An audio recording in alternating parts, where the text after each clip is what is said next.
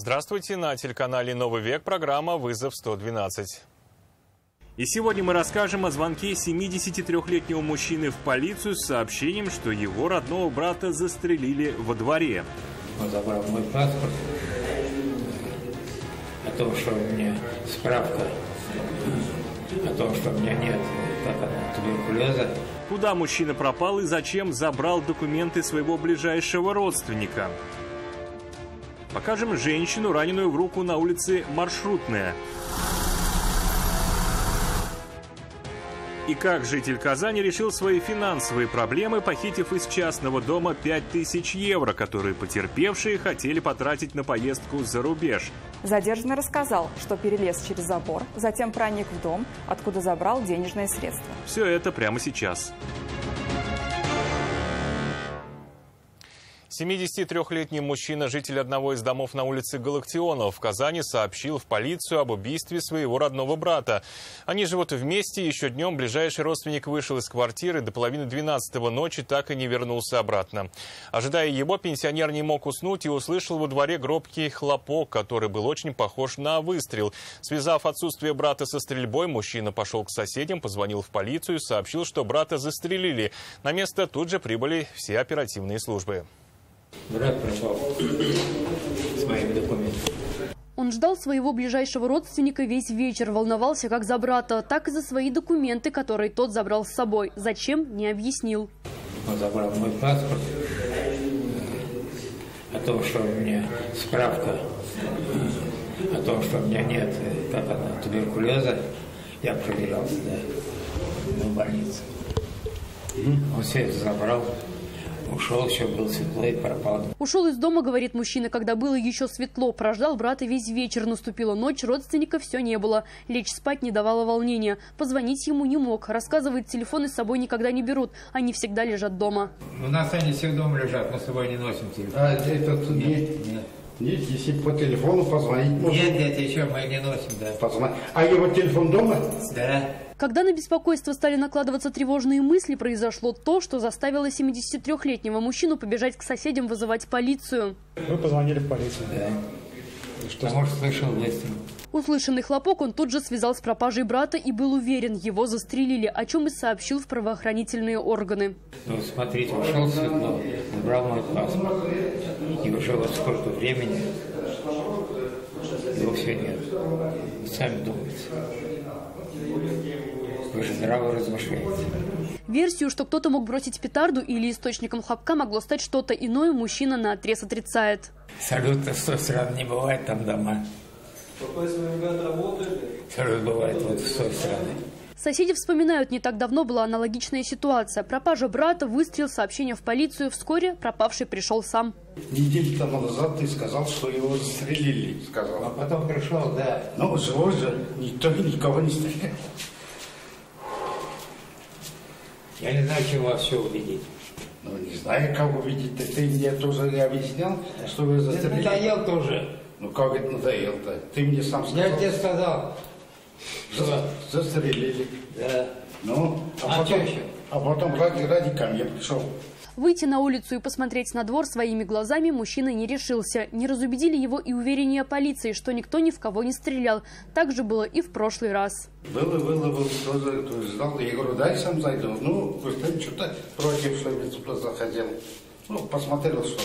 Вот сегодня тоже, я говорю, дай сам посмотрю. Давай, зайди, смотри. Соседи рассказывают, мужчине не дает покоя мысль, что мошенники хотят завладеть их квартирой. И, возможно, его брат специально забирает его документы, чтобы в надежде оградить жилье от злоумышленников. Он сам его им не отдал. Есть мошенники, и якобы эти квартиру хотят забрать. Тот брат ему объясняет, ты что, я что ли, хотя тот будет объясняет, ты что, у тебя поехал, что ли? Убедившись, что никто ни в кого не стрелял, полицейские оставили мужчину дожидаться брата в компании соседей. Отсутствие дома несколько часов взрослого мужчины без реальных оснований думать о его пропаже – не повод возбуждать уголовное дело. Лиана Бахтиева, Анвар Шарифуллин, вызов 112. Житель одного из домов на улице Димитрова в Казани, придя вечером домой, сообщил супруге, что неизвестные люди на улице несколько раз ударили его шилом в грудь. После этих слов он рухнул на пол, потеряв сознание. Перепуганная женщина тут же позвонила в полицию. На место прибыли все оперативные службы. Вскоре стало понятно, что упал мужчина из-за сильного алкогольного опьянения. Ни шилом, ни другим предметом его никто не бил. Теперь участковый будет выяснять, почему же у мужчины так разыгралась фантазия. Сообщение о ножевом ранении женщины в руку на улице Маршрутная поступило поздним вечером в полицию и скорую помощь. Прибывшие на место стражи порядка действительно обнаружили раненую женщину. Ей оказали помощь на месте. В госпитализации она не нуждалась. После ее доставили в отдел полиции для дачи подробных объяснений. Полицейские выяснили, что ранение – результат конфликта с приезжим из ближнего зарубежья. Мужчину задержали и доставили в отдел полиции. Писать на него заявление пострадавший наотрез отказалась. Впрочем, в отношении мигрантов все равно составили протокол по статье «Нарушение иностранным гражданинам правил въезда в Россию или нарушение режима пребывания в стране». Она предусматривает от штрафа до административного выдворения за пределы нашего государства. На перекрестке Кировской дамбы и улицы Клары Цеткин в Казани водитель автомобиля «Шкода» сбил мужчину, который переходил проезжую часть. Автолюбитель признался, что пешеход шел на зеленый сигнал светофора, человек он попросту не заметил. После ДТП сразу же предложил вызвать скорую помощь и дождаться автоинспекторов. Покидать место аварии в мыслях не было, тем более, что данный участок с нескольких сторон просматривается камерами видеонаблюдения. Пешеход от помощи медиков отказался, травм никаких не получил. Но того, что произошло далее, водитель никак не ожидал. Тут вообще не пострадал. Он пнул машину и ушел. На автомобиле после удара ногой осталась вмятина. Водитель решил дождаться автоинспекторов, но не для того, чтобы как-то возместить ущерб. С иностранного специалиста вряд ли получится взыскать компенсацию, а чтобы к самому автовладельцу впоследствии не возникало вопросов. За оставление места ДТП запросто можно лишиться водительских прав. Пятилетнего мальчика доставили в больницу после столкновения «Лады Гранта» и «Лады Ларгус» на улице Техническая. Женщина, водитель «Гранта», решила объехать машину справа, но не заметила едущий рядом автомобиль и ударила его в бок. В результате у универсала повреждена вся правая сторона. У «Гранты» разбита правая фара и бампер. Ребенок находился в детском удерживающем устройстве. В больницу его отвезли для тщательного обследования. Предприимчивый казанец придумал, как решить свои финансовые проблемы за чужой счет. Честным трудом закрыть все имеющиеся кредиты не получалось.